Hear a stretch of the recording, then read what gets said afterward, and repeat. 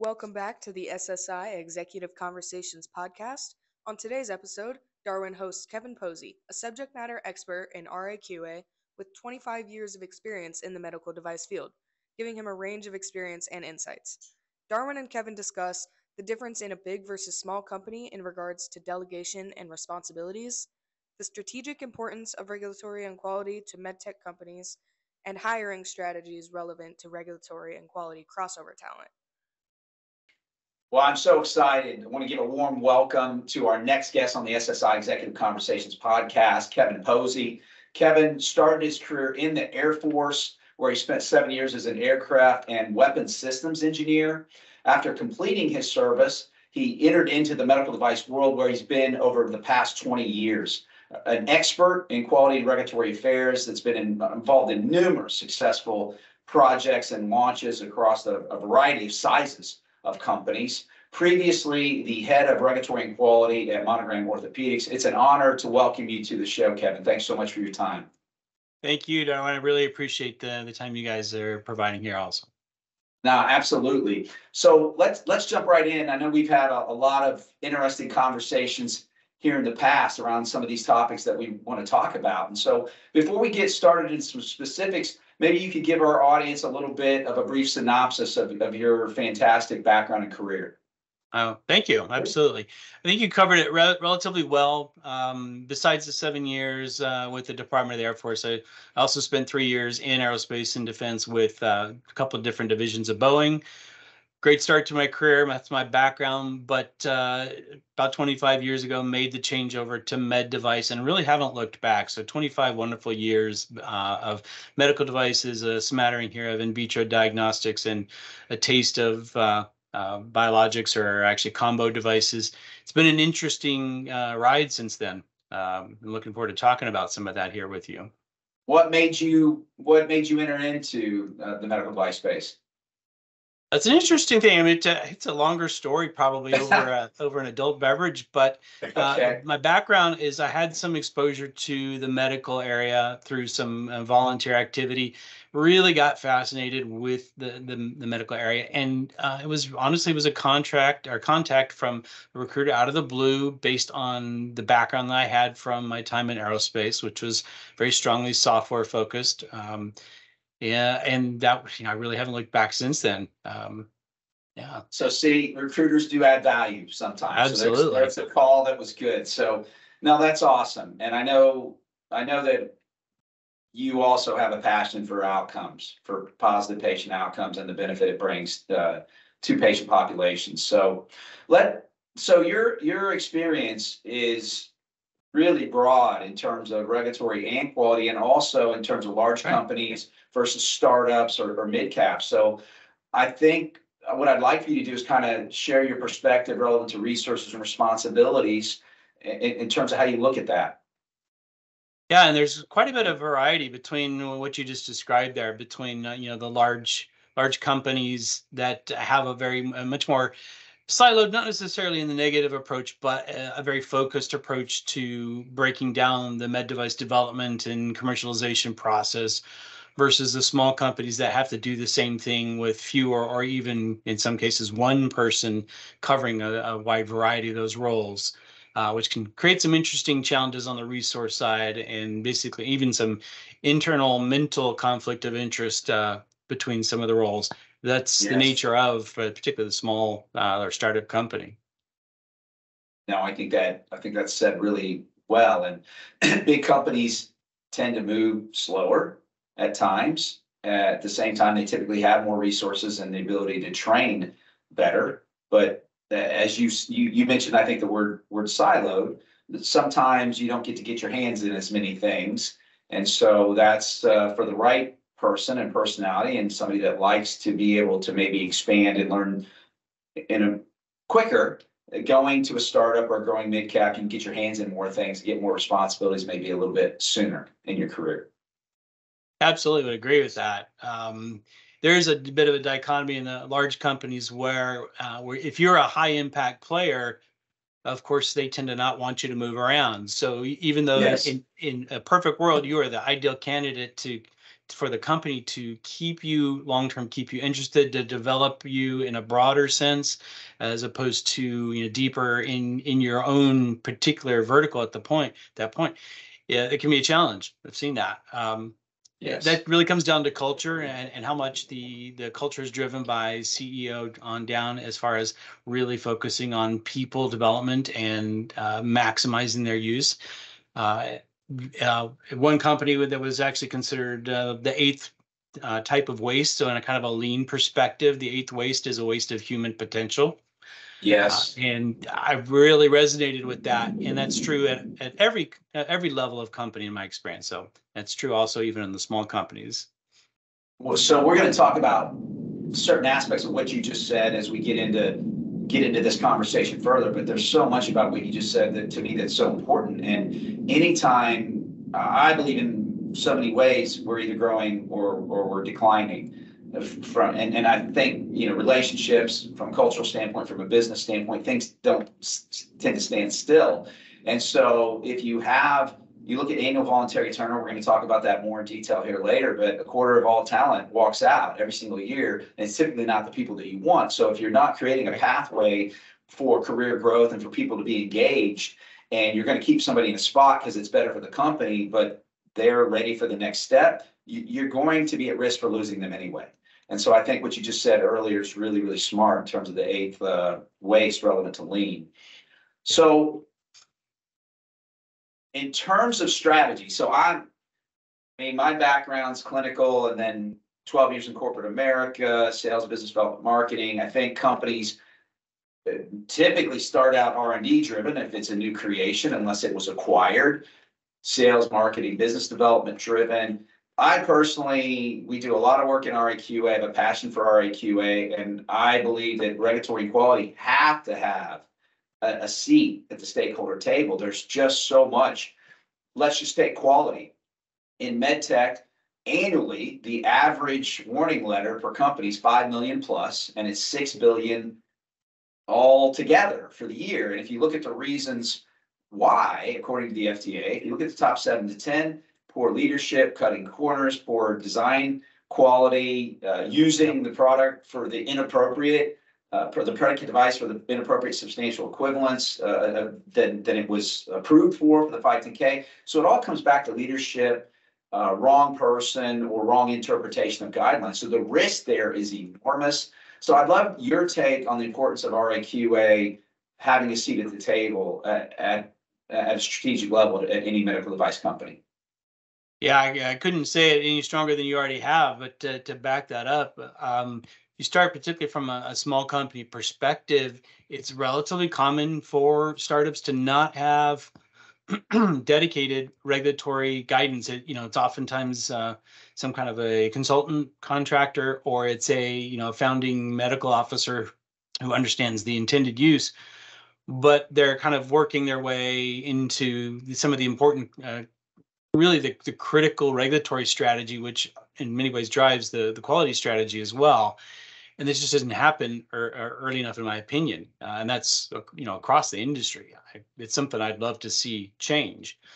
And with a constantly changing regulatory market, a regulatory background, MDR being a great example of that, is you really need to think 2 or 3 steps ahead. It can't be get us to commercialization as fast as possible. I mean, yes, that's important for the financial side of the business, but to really drive consistent and effective quality and regulatory strategy, you got to think next level beyond that.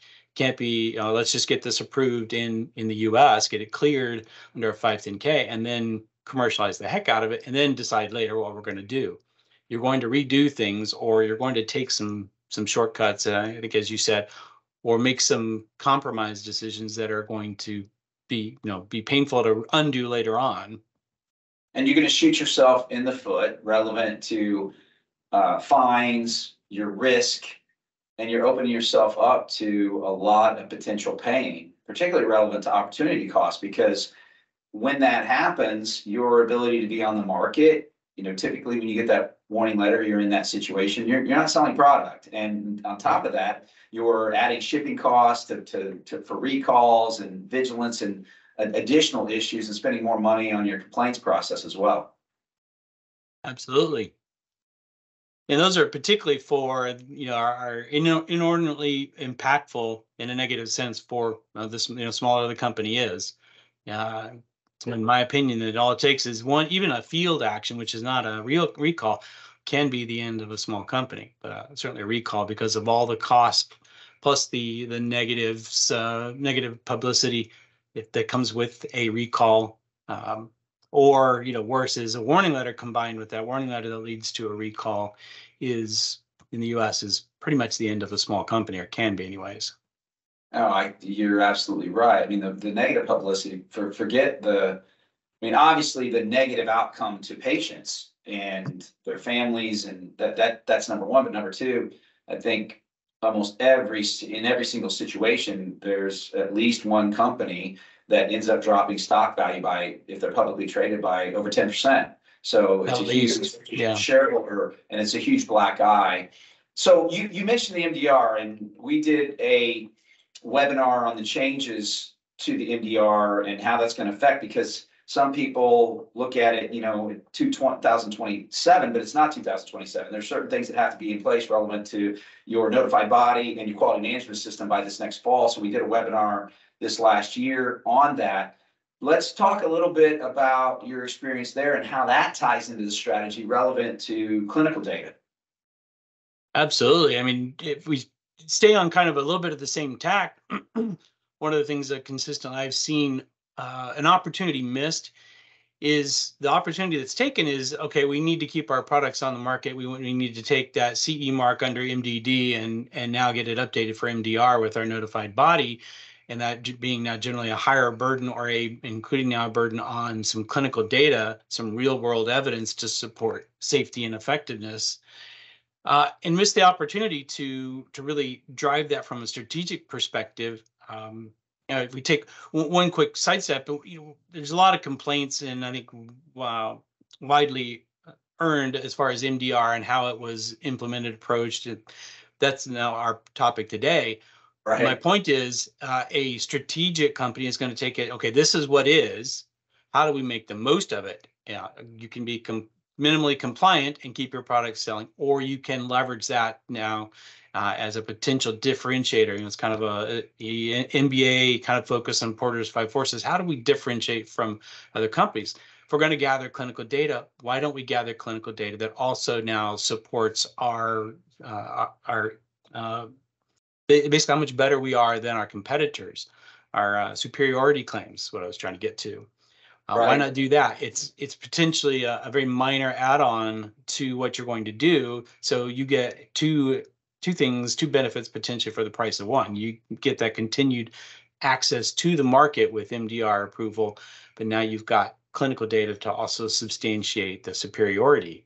So the superiority is, I think, back to where most of us are focused, which is helping the patient solve the clinical problem, right? We want to solve the clinical problem for the patient. Secondarily to that, ideally in the culture would be, okay, first is the patient. Second is, now to do that, the company has to continue to exist. And we're generally talking about public companies. So you need to be able to show a profit. So how do you then bring in profitability? One is by helping the doctor, the surgeon, the clinician, help them be more efficient, more effective, and more profitable. We could go off on that a little bit. Well, I think I'll stop on that point. But I think we could talk the whole podcast just on that. And there's so many things that you've said that are so smart and accurate. You look at pathway to get on market, a much higher percentage, right? Med device is 510K. So there's more challenges with clinical evidence generation. And so, my good friend Bernie Haffney, voice of the customer, and in our case, voice of the patient, the clinician, followed by voice of the employee, focused on voice of the patient, clinician, and then voice of the stakeholder. If you sort of target in that category, the stakeholder is going to be happy because you're going to grow because you're bringing positive outcomes. So what a smart way to talk about why not only is that important because it's the right thing to do, but you're improving the data that you have that proves outcome, which is going to benefit you in the long run as well. Yeah, exactly. I think that's awesome. So Orthopedics, that's, one of many areas that you've got a strong background. In terms of complexity, new technology, we talked about sensors now being put on some of these implants. We talked about surgical prep for the implant. As robotic platforms continue, they're going to continue to grow in the marketplace in that microsystem that's kind of exploding. So I know we've had conversations around this before, but maybe you could talk a little bit about that, understanding complexity and how that ties into risk as we move into this new world of software in a medical device, software as a medical device, et cetera. Yeah, it's a great question. I think part of that is inherently with particularly, if I focus on new companies, startup companies, usually that's going to be about driving some new technology into the market, things that don't exist, new, first time to market, new to market technology. So we're seeing a lot of that around artificial intelligence and machine learning, at least as supportive tools. There's therefore also a lot of guidance coming out from the agency and other notified bodies and competent authorities.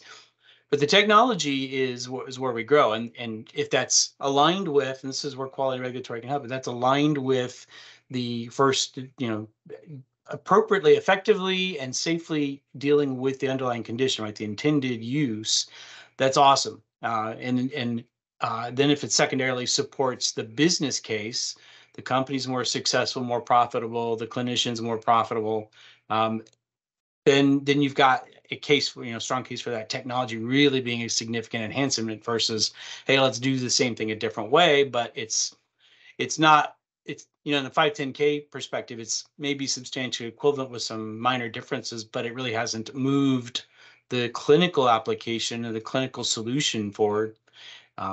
Those generally, I think they tend to fall behind. But the significant advancements, the data science between AI and ML is very interesting to me. I'm looking at it in significant applications in much more rapid assessment of big data sets, which could include things like CT scans or MRIs, where you've got the fundamental data is very dense. There's a lot of information there, and humans really just can't deal with it. You can put up an X-ray, and a trained X-ray technologist, a doctor, can interpret, but AI can help with that and do it a lot faster. So I'm excited about some things like that, and then some other applications that are still out there that I've looked at, had great interest, that have great potential, but they're going to face some quality and regulatory hurdles because they're new to the market. And I think rightfully so. Someone like the FDA, the agency, is going to be a little skeptical at first. In God we trust, all others bring data. Absolutely. So we got to show them the data that you're going to effectively address the intended use, and you're going to be safe while you're doing it. And there's not a whole lot of good examples yet for that technology yet in some of those areas, the AI and machine learning. So this last week, I was a part of Tony Robbins' business mastery class, and they had a section on artificial intelligence and just showed just in the last 8 months the change in technology, and it was unbelievable. And it's moving forward like light years. It's coming.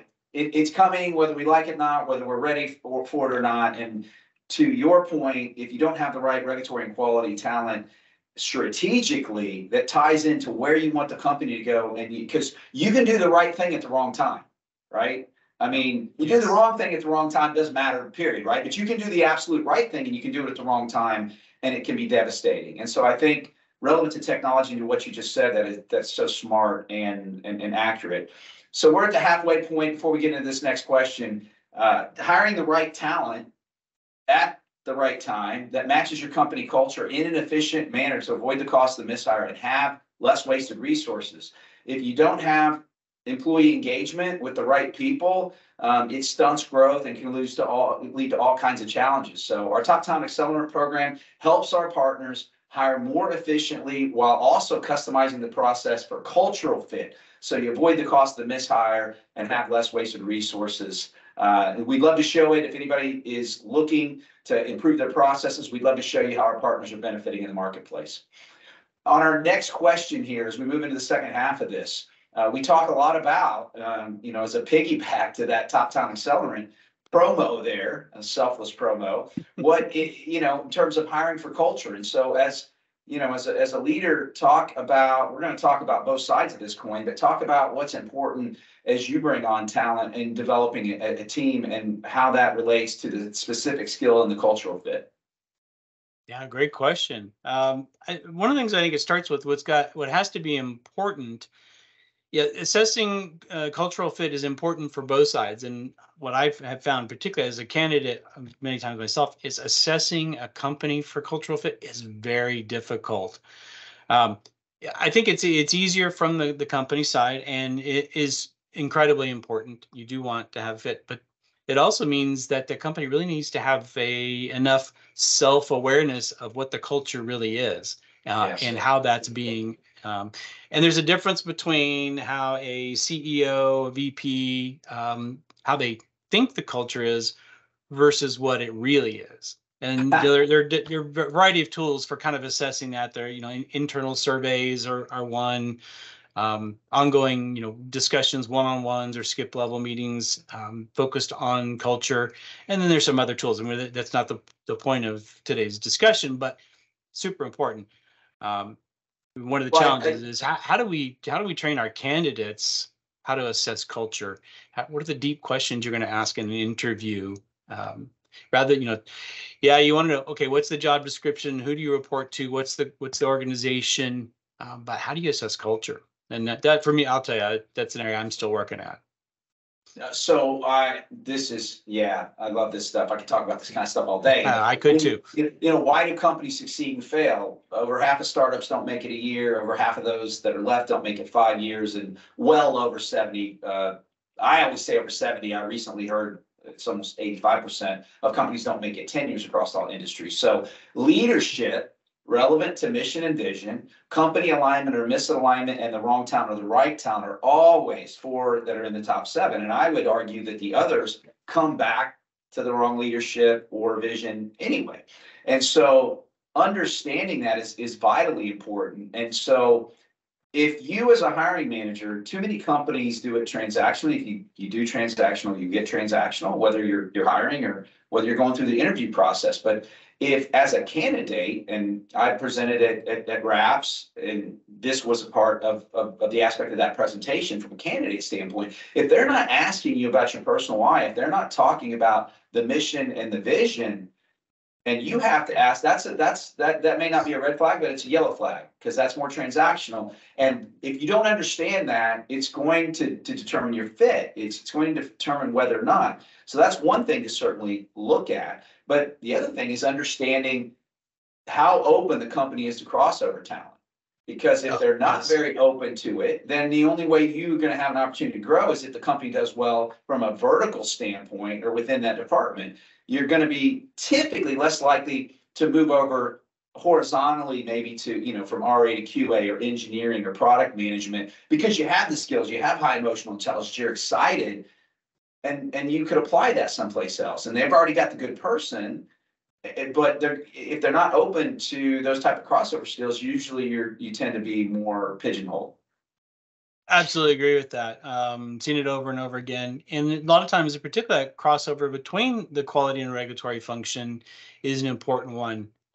Quality tends to be a very solid basis for someone to understand compliance and then get into the regulatory, which I've seen people have different backgrounds, but in my perspective, regulatory, you have a much larger gray area to deal with. Quality tends to be it's either compliant or non-compliant. There's still some gray area, but once you're comfortable with that, the individuals who can think more strategically, can think on their feet, can interact with regulatory bodies without being defensive of the company and trying to think about the regulators side of the discussion. The more they can do that, the more they're going to talk successfully in the gray area and be that much more impactful on the company. So developing that in the organization, in my opinion, is priceless. Hiring for that, it starts with that, but then being able to develop that. Seen too many companies that are so cost constrained that training gets bypassed, development gets bypassed, because it's all about surviving to the next project milestone. And in some areas that maybe that's unavoidable, but it is best case that then you're treading water, and your company's getting ready to start, get tired, and you're not going to be able to tread water. So burnout and fatigue are a very real thing. Absolutely. And there's a couple different things that made me think of it as you talked about that. But again, I think we mentioned earlier, annual voluntary turnover. Most people know the cost of mishires. I mean, Jack Welch used to say that companies pay more money in mishires than they do annual corporate taxes. And obviously GE Healthcare is an enormous company. So most people are aware, it could be anywhere from 4 to 15 times the cost of that annual position, depending on the responsibilities. But annual voluntary turnover is 25% across all industries. So a quarter of the talent walks out every single year. And I would suggest that that's typically not the person that you want to leave. The person that's going to go on a PIP will stay for forever, typically if you let them. So a lot of data behind that shows that those people are leaving because either A, they don't feel appreciated, so the company doesn't have annual appreciation programs, or maybe there's a leadership there relevant to conversation appreciation.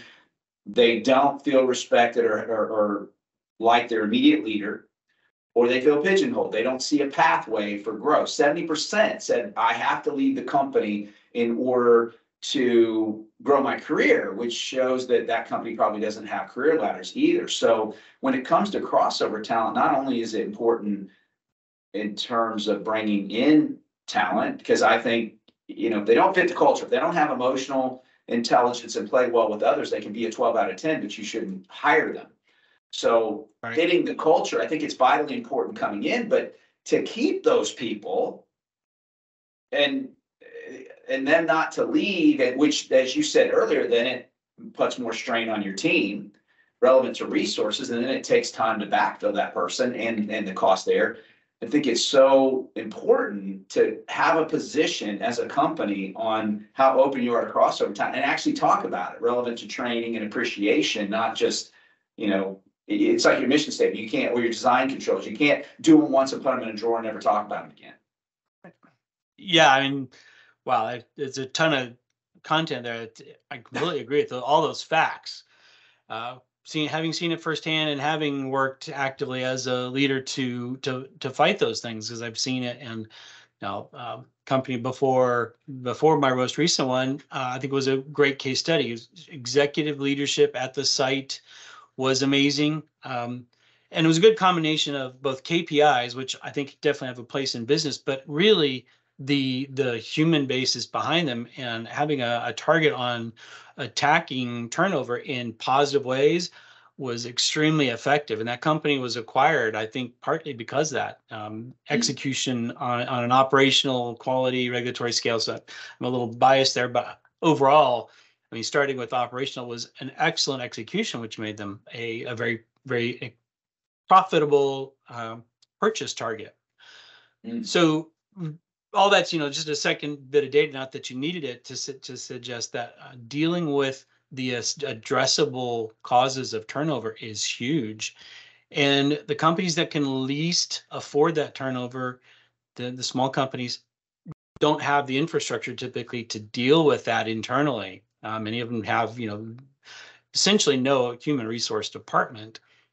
And I would suggest some of it, ties back to it's not the answer itself, but having clear expectations. So a person joining the company, even if they're a cultural fit, ideally isn't thinking about, I want to spread out, I want to do sales, I want to do marketing, I want to do field service.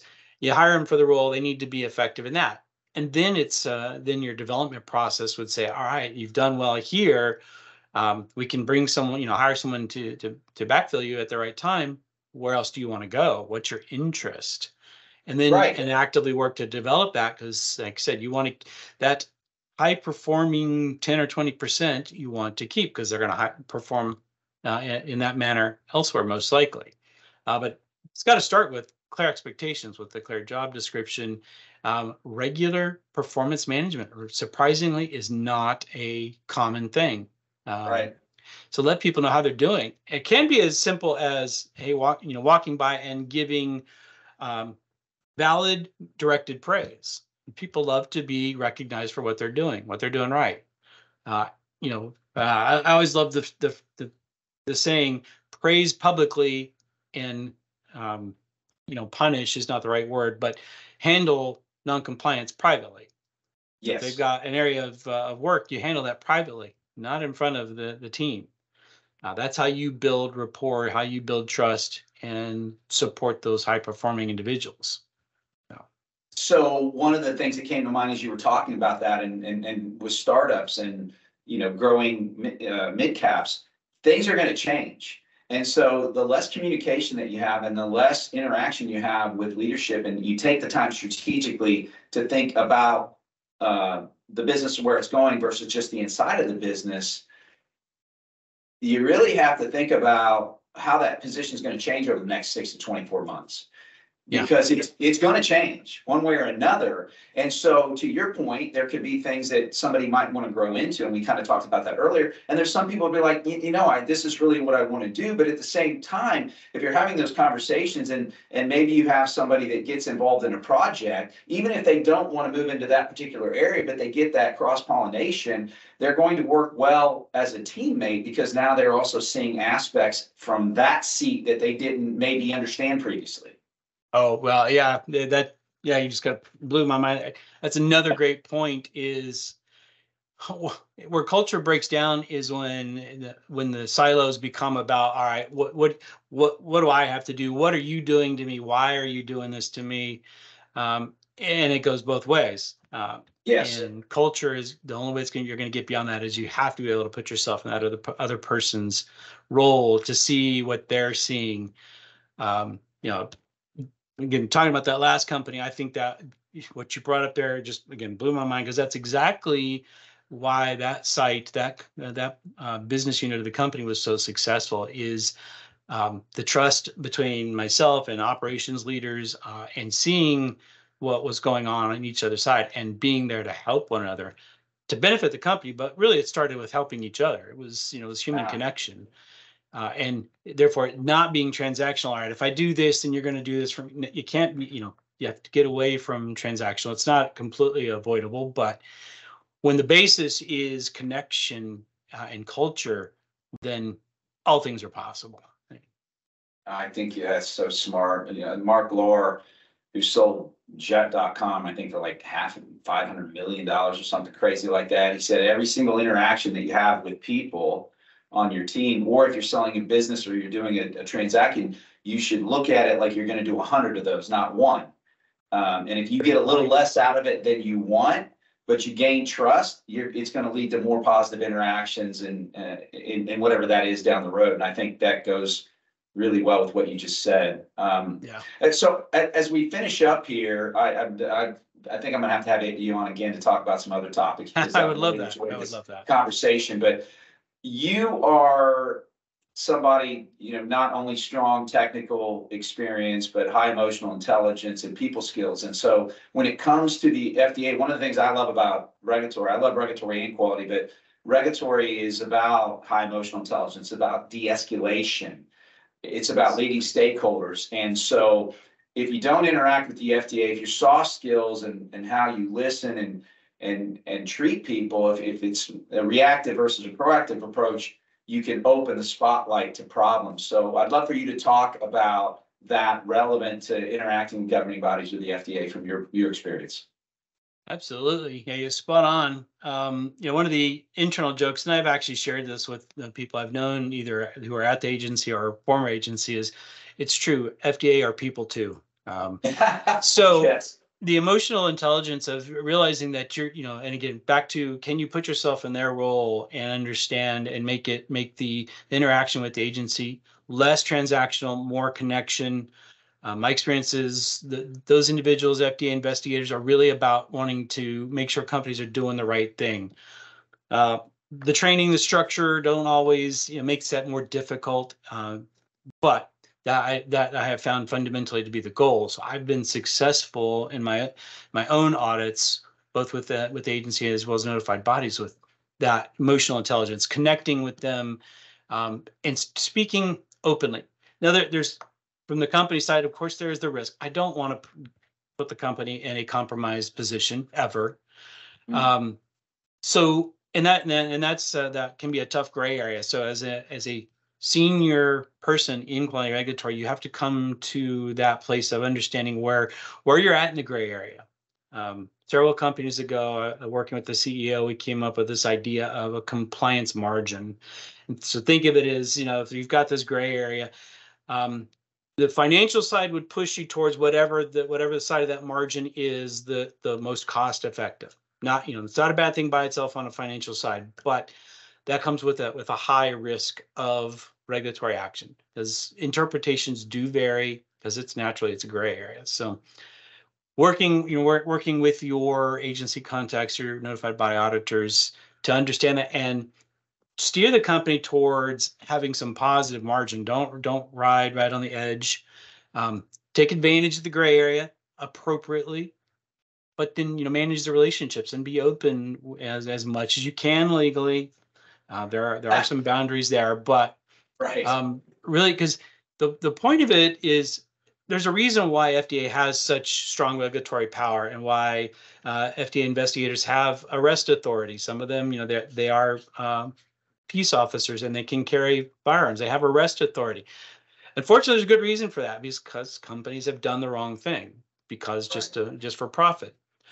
They don't assume everyone is that, but they have that flexibility to engage in that power. And of course, other regulatory actions such as warning letters and consent decrees are much larger tools, or much heavier weight tools they can use to get compliance. But if it starts with, it's always escalatory. If at the point of being a quality regulatory leader, that emotional intelligence is applied and you understand their perspective, you're going to be much more successful from the get-go. And focus on the common goal, which is safe and effective products that help the patient, help the clinician. That's what's realistically long-term, that's what's good business, good practice. It's what makes companies the most profitable. If you have a reputation for safe and effective products, you're going to do okay. So I think that's great, and I would just finish with the piggyback off that is everybody's busy, and the FDA auditor probably has a little bit more on their plate than they'd like. And Yeah. so even from a leadership standpoint or a people standpoint, meeting people where they're at, whether that's, trying to move up or move down, whatever that looks like. But really understanding is, obviously you have to know your product, your quality management system. You have to be able to answer questions and have done your homework, so to speak, to prepare for Yes. that. But at the same time, understanding what they need and where they're coming from, so that, you have that connectivity is most likely going to lead to that process being more efficient. Indeed. It's a powerful area where we can actually do a lot as within the quality regulatory function, is to understand both sides of the discussion, and the commonality of that focus on safe and effective products. That's what the agency wants. That's what we want. Let's figure out a way to get there.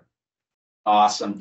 Well, I really appreciate your time, and we appreciate you bringing your value and your experience to, our following. And I'll just finish up with our following, just what he talked about in terms of your talent management process to bring on the right talent. If it matched the quality management system for the product or service you provide, would that be a good thing or a bad thing? Anything that's transactional gets transactional results. So thanks so much for your time, Kevin. Really appreciate it, and look forward to our next conversation. Thank you, Darwin. Appreciate the time and effort for you and your team. This is an important topic. Thank you so much for listening to this episode of the SSI Executive Conversations podcast. If you'd like to see more, please follow us on LinkedIn and subscribe to our YouTube and RSS. Visit ShurigSolutions.com to learn more about SSI and receive a complimentary consultation.